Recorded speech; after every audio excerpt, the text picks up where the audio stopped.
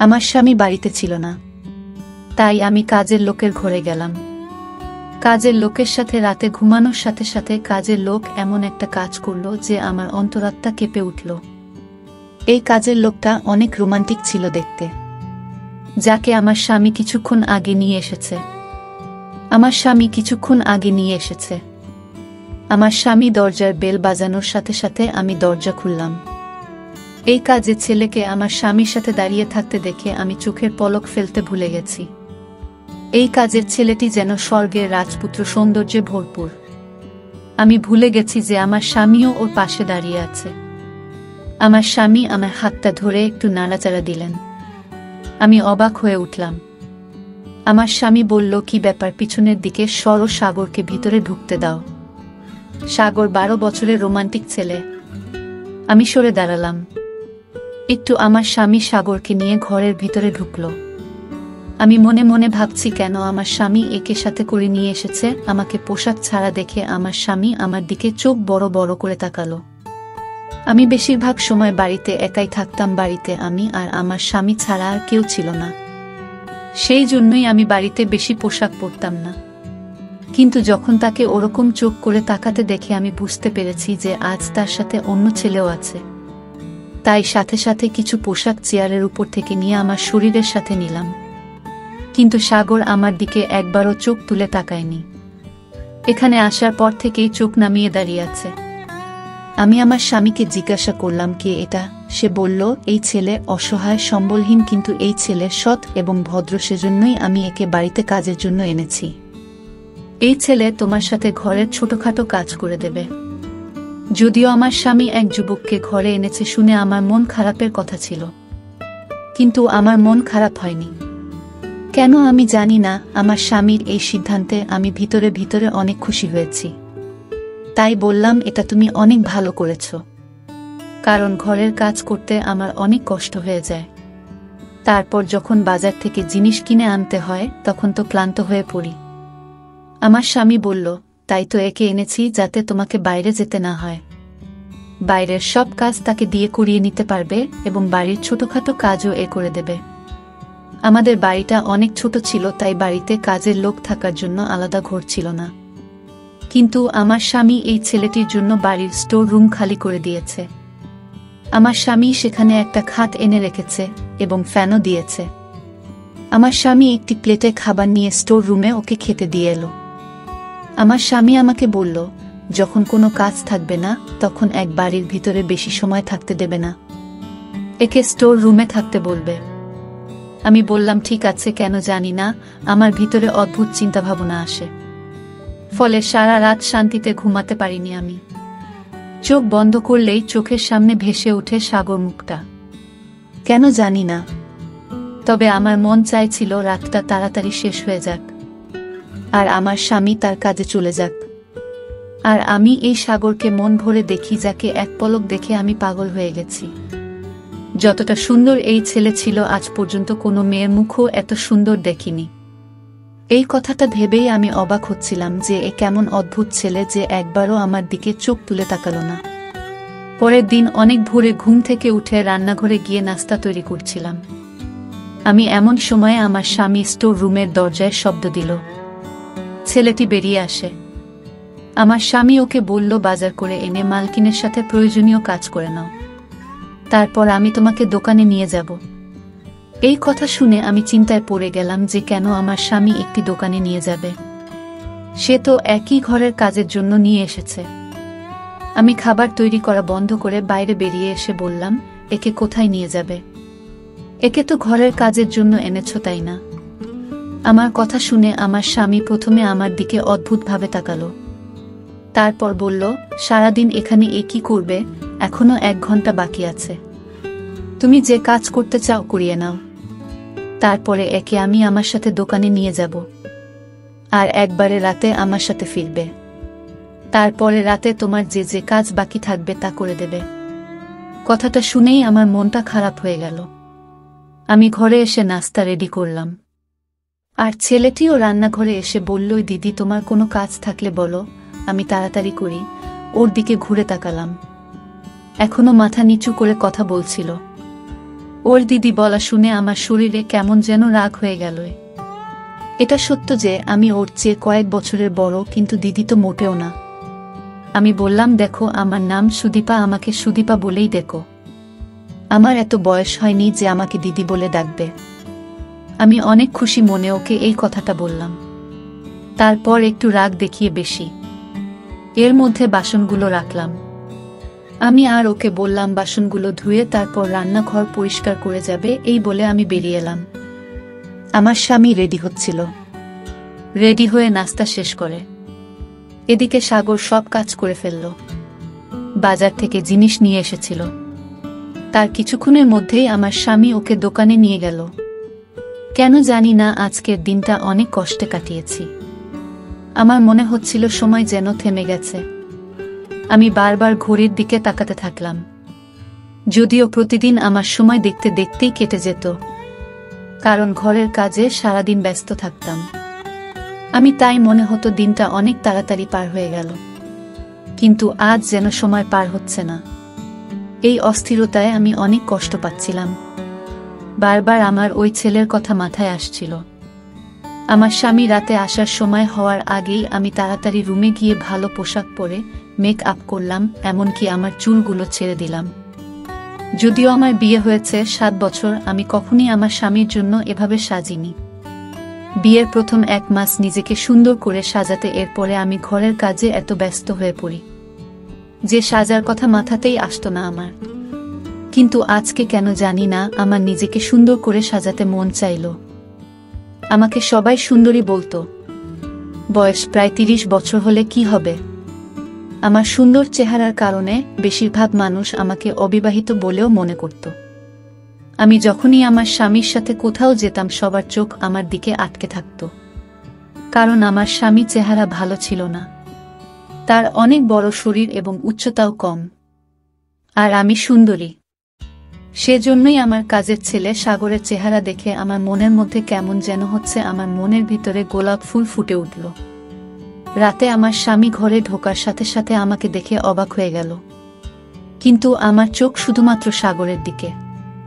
আমি অনেক কষ্টে সারাটা দিন পার করেছি, কিন্তু একটা অদ্ভুত ছেলে, কারণ ও আমার দিকে একবারও চোখ তুলে তাকায়নি। আর এটা আমাকে ভিতর ভিতর আরও কেমন করে তুলল। কিন্তু আমার স্বামী আমাকে দেখে অনেক খুশি। খাওয়া দাওয়ার পরে বলল, সুদীপা, চলো তোমাকে নিয়ে লং ড্রাইভে যাই। তোমাকে দেখতে অনেক সুন্দর মনে হচ্ছে। কিন্তু আমি তো তার জন্য সাজিনি। যার জন্য এত কষ্ট করে সাজালাম সে আমার দিকে একবারও চোখ তুলে তাকালো না। আমি চেয়েছিলাম ও আমাকে দেখুক এবং আমাকে দেখার পর তো অবাক হোক, কারণ আমিও দেখতে কম সুন্দরী। কিন্তু অত সোজা স্টোর রুমে চলে গেল। আমি আমার স্বামীকে বললাম, আমার মাথা ব্যথা করছে, আমি কোথাও যেতে পারবো না। এই বলেই আমি আমার রুমে চলে এলাম। আমি হাতের চুড়িগুলো খুলে সামনে ড্রেসিং টেবিলে রাখলাম এবং মেকআপ তুলে পোশাক পরিবর্তন করে ফেললাম। আমি শুয়ে শুয়ে ভাবতে থাকলাম কিভাবে এই ছেলের মন জয় করব। আমার মাথায় একটা আইডিয়া এলো, তাই আমার স্বামীর ওঠার আগেই আমি ছাদে চলে গেলাম। ভিজে পোশাক শুকোতে দিতে গিয়ে ইচ্ছাকৃতভাবে আমার পা মুড়িয়ে নিলাম, আর ব্যালেন্স রাখতে না পেরে সিঁড়ি দিয়ে নিচে পড়ে গেলাম। আর আমার পা খারাপভাবে ব্যথা পেল। যা আমি ভেবেছিলাম ঘটনাটা তার বিপরীতে হয়ে গেল। আমি চিৎকার করে কাঁদতে থাকলাম। আমার স্বামী এবং সাগর দুজনেই ঘর থেকে দৌড়ে বেরিয়ে হলো। আমার স্বামী আমাকে ছাদের সিঁড়ির নিচে পড়ে থাকতে দেখে জিজ্ঞেস করল, কি হয়েছে? আমি বললাম, আমার পা ভেঙে গেছে। সে আমাকে হাত ধরে দাঁড় করানোর চেষ্টা করলে আমি চিৎকার করে উঠলাম, আমি সত্যি সত্যি আমার পায়ের হাড় ভেঙে গিয়েছে। আমার স্বামী আমাকে উঠিয়ে গাড়িতে করে হাসপাতালে নিয়ে গেল।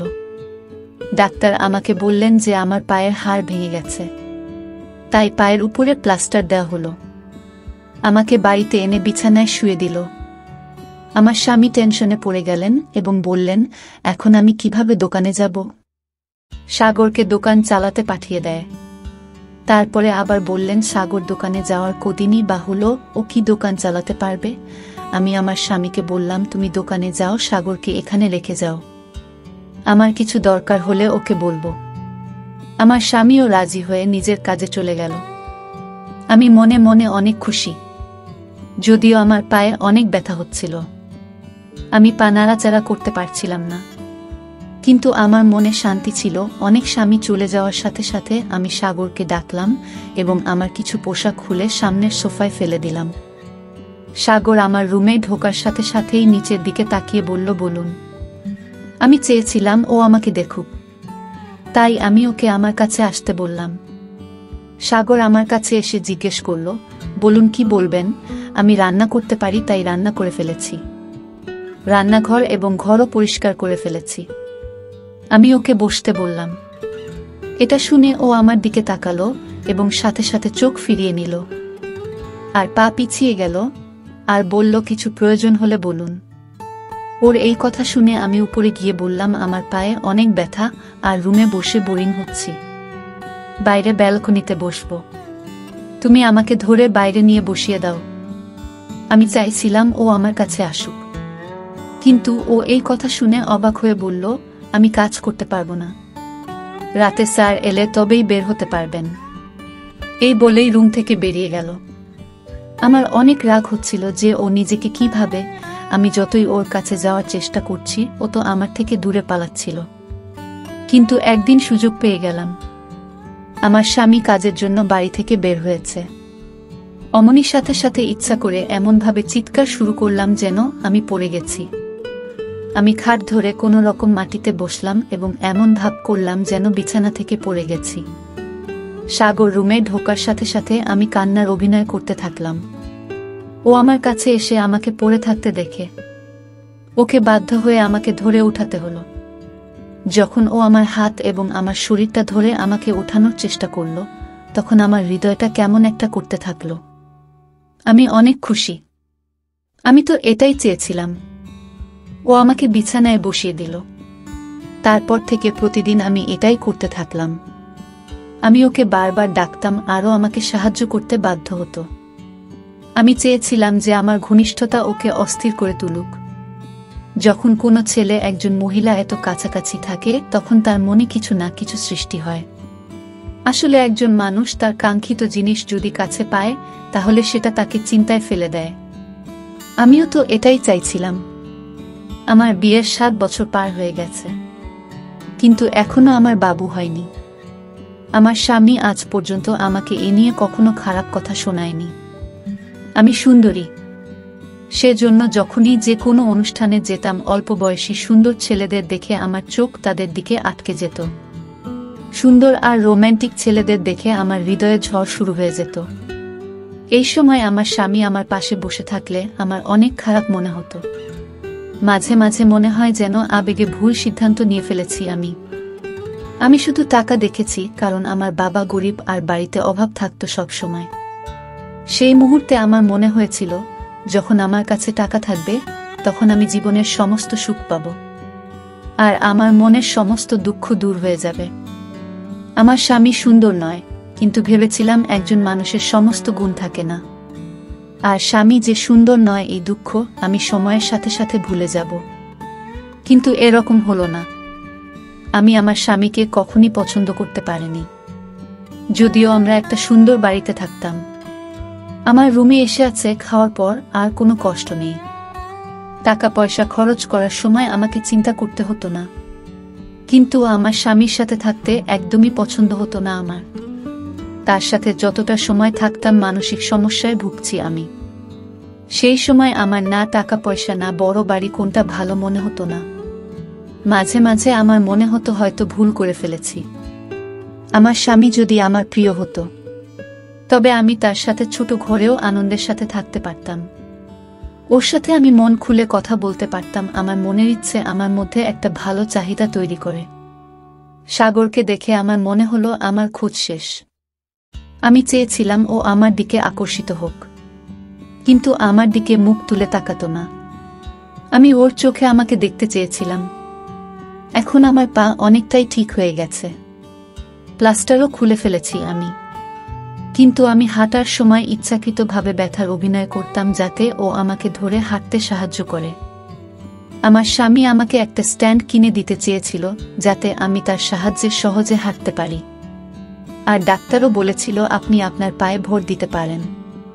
আমি আমার স্বামীর দিকে চোখ গরম করে তাকিয়ে বললাম, ডাক্তার কিভাবে বুঝবে আমার ব্যথা হচ্ছে কি না? তার কি, সে তো আমার হাঁটার কষ্ট বুঝতে পারছে না। কিন্তু এই নাটক কতদিন চালিয়ে যেতে পারবো? আমি আমার স্বামীর কাছ থেকে মুক্তি চাই। একদিন সাগর রান্নাঘরে বসে তার ছোট নোকিয়া মোবাইল দিয়ে কারো সাথে কথা বলছিলেন। আমি সেই সময় মোটামুটি হাঁটাচলা করতে পারতাম।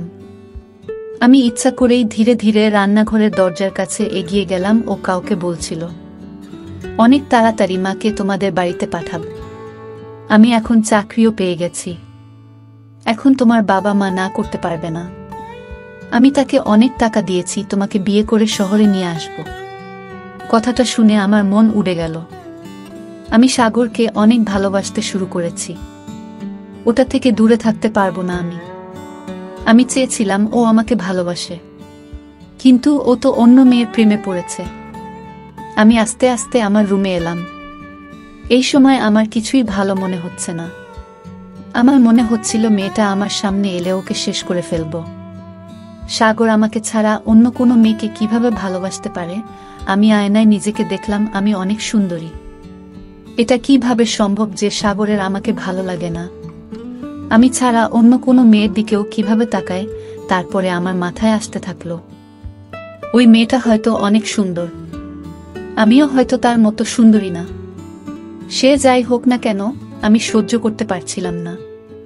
রাগে আমার চোখ থেকে পানি পড়তে থাকলো। আমি সাগরকে ডাকলাম। ও আমার রুমে এসে আমাকে নিজের পায়ে দাঁড়িয়ে থাকতে দেখে অবাক হয়ে বলল, আমাকে কেন ডেকেছেন? আমি বললাম, ভিতরে এসো, তোমার সাথে আমার কিছু কথা আছে। ঘরের ভিতরে এলে আমি ওকে বললাম, আমি তোমাকে ভালোবাসি। ও আমার এই কথা শুনে আমার মুখের দিকে প্রথমে বারবার তাকালো, সেটাও খারাপ চোখে। ও বলল, এ কথা বলতে আপনার লজ্জা করে না? আমি বললাম, তুমি হলে এত সুন্দর, এতে আমার কোনো দোষ নেই। তারপর আমি আলমারি থেকে অনেক টাকা বের করে ওকে দিলাম। এত টাকা দেখে অবাক হয়ে গেল। আমি বললাম, আমি তোমাকে টাকা দিয়ে ভরিয়ে দেব যদি তুমি আমার ইচ্ছা পূরণ করো।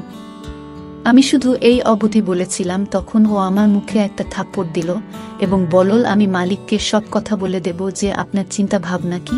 আমি আপনাকে সবসময় বড় দিদির মতো ভাবি, আর আপনার আমাকে নিয়ে এসব ভাবতে লজ্জা করে না? আমি ওর থাপ্পড়ে এতটা ব্যথা পাইনি যতটা ওর দিদি ডাকাতে পেয়েছি। আমি বললাম যে আমি তোমার দিদি না, আমি তোমাকে ভালোবাসি। তোমার প্রেমে এতটাই পাগল হয়ে গেছি যে যে কোনো মূল্যে তোমাকে পেতে চাই। আর তুমি যে মেয়েকে বিয়ে করার কথা বলছিলে, আমি তোমাকে তা করতে দেব না। আর তুমি যদি আমার স্বামীকে আমার সম্পর্কে কিছু বলার চেষ্টা করো, তবে আমি তোমার সাথে কি করতে পারি তা তুমি কল্পনাও করতে পারবে না।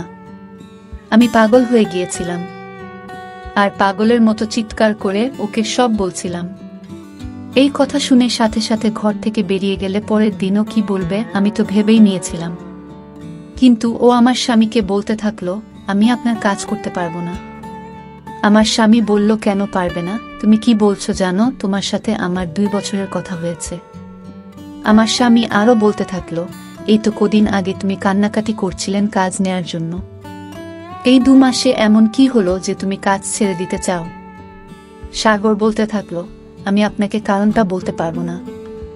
আমার স্বামী ওকে বলল, ঠিক আছে, তোমাকে যে অগ্রিম টাকা দিয়েছিলাম তা ফেরত দাও। আমি তোমাকে কাজের জন্য 50,000 টাকা দিইনি যে তুমি 2 মাস পরে কাজ ছেড়ে চলে যাবে।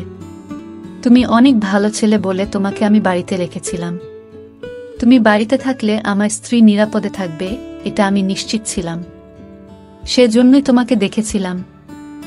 যাই হোক, কালকে শহরের বাইরে যাচ্ছি। 3 দিন পর ফিরবো, সেজন্য তোমাকে 3 দিন ছুটি দিতে পারবো না। আমি ফিরে এলে চলে যেও, আর আমার টাকাও ফেরত চাই। আমার স্বামী 3 দিনের জন্য কোথাও যাবে। এটা শুনে আমি অনেক খুশি হলাম। এই 3 দিন আমি সাগরকে দিয়ে আমার ইচ্ছা পূরণ করতে পারবো। কিন্তু কথাটা শুনে সাগর অনেক টেনশনে পড়ে গেল। পরের দিন আমি আমার স্বামীর ব্যাগ গুছিয়ে দিলাম। আমার স্বামী যাওয়ার সময় আমাকে বলল, এর দিকে খেয়াল রেখো যেন পালিয়ে যেতে না পারে। পুরো 50,000 অগ্রিম দিয়েছি আমি। এর খুব প্রয়োজন ছিল। এর শ্বশুর তার মেয়ের বিয়ে অন্য কারো সাথে দিয়ে দিত, তাই 50,000 টাকা দিয়ে সেখানের বিয়ে পাকা করে আসে। এখন আমি বুঝতে পারছি কেন এ আমাদের এখানে কাজ করে। আমার স্বামী চলে গেল, আর সাগরও দোকানে চলে গেল। রাতে যখন সাগর বাড়ি ফিরে এলো তখন আমি সেজে ওর সামনে দাঁড়ালাম। আমাকে দেখে ওর মনোভাব পরিবর্তন হয়ে গেল। এরপর সোজা স্টোর রুমে গিয়ে ভিতর থেকে দরজা লাগিয়ে দিল। আমি এটা দেখে ওর উপরে রেগে গিয়ে বললাম, তাড়াতাড়ি দরজাটা খোলো। সাগর বলল, তুমি এখান থেকে যেতে পারো। আমি দরজা খুলব না। আমি অনেকক্ষণ ওর দরজার সামনে ছিলাম। তারপরে ক্লান্ত হয়ে ঘরে ফিরে এলাম। ওর উপর আমার অনেক রাগ হচ্ছিল। রাত 12টার দিকে আমার মাথায় হঠাৎ খেয়াল হলো যে আমার কাছে তো স্টোর রুমের চাবি আছে। আমি দেরাজ থেকে স্টোর রুমের চাবি বের করে অনেক আস্তে আস্তে স্টোর রুমের দরজা খুললাম। সামনের খাটের উপর মুখে চাদর দিয়ে সাগর ঘুমাচ্ছিল। আমি আস্তে আস্তে স্টোর রুমের দরজা বন্ধ করে ঘাটের উপরে ওর পাশে গিয়ে শুয়ে পড়লাম। ঘরে হালকা অন্ধকার ছিল। আমি ওকে ধরতেই যে শব্দ শুনলাম তা আমার মন কাঁপিয়ে দেওয়ার জন্য যথেষ্ট। আমি সাথে সাথে উঠে বসলাম। একটা টর্চের আলো আমার মুখের উপর পড়ল। তার আলোয় আমি দেখতে পেলাম যে লোকটা খাট দখল করে আছে সে আর কেউ না, আমার স্বামী। এটা দেখে আমি অবাক হয়ে গেলাম। আমার স্বামী বলল, সাগর আমাকে তোমার ব্যাপারে সব কথা বলেছে এবং আমি মিথ্যা বলেছিলাম যে আমি অন্য শহরে যাচ্ছি। আমি তোমার সত্যিটা দেখতে চেয়েছিলাম। আমি কাঁদতে থাকলাম। আমার স্বামীর সামনে আমার সব সত্যটা বেরিয়ে গেছে। সে আমাকে ছেড়ে দিল আর সকালে আমাকে বাপের বাড়িতে ফিরে যেতে বলল, আর বলল আমিও সুন্দরী মহিলার সাথে আমার জীবন কাটাতে পারি, কিন্তু খারাপ মহিলার সাথে না। একজন স্বামী তার স্ত্রীর শখ পূরণের জন্য সারাদিন কঠোর পরিশ্রম করে এবং সে স্ত্রীর কাছ থেকে বিশ্বস্ততা আশা করে, নইলে টাকা দিয়ে তো যে কোনো খারাপ মহিলা বিছানায় যেতে রাজি হয়ে যায়। আমি সবকিছু হারিয়ে ভাবছি যদি আমি আমার চরিত্রটা ঠিক রাখতাম, যেমনটা সাগর একজন ছেলে মানুষ হয়েও রেখেছিল। তো বন্ধুরা, এই ছিল আজকের গল্প। আশা করি গল্পটি অনেক ভালো হয়েছে। যদি ভালো লাগে ভিডিওটিতে লাইক করবেন। সবাই ভালো থাকবেন। ধন্যবাদ।